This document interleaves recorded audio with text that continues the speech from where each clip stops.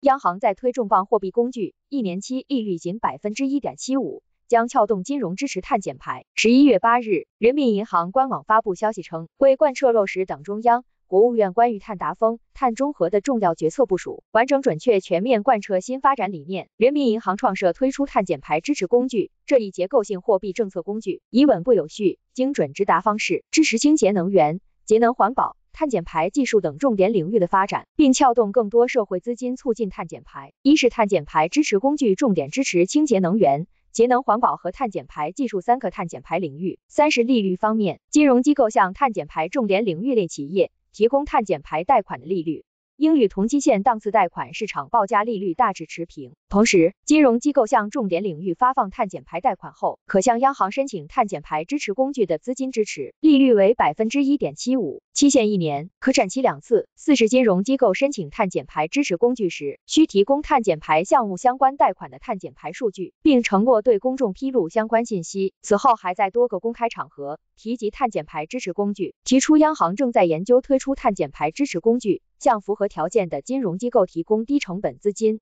支持清洁能源发展，强化我们能源总体的供应能力。央行有关负责人也表示，碳减排支持工具是做加法，用增量资金支持清洁能源等重点领域的投资和建设，从而增加能源总体供给能力。金融机构应按市场化、法治化原则提供融资支持，助力国家能源安全保供和绿色低碳转型。碳减排支持工具利率1是为了将信贷资源更多的引导至碳减排重点领域，让相关领域享受到更低成本的资金支持。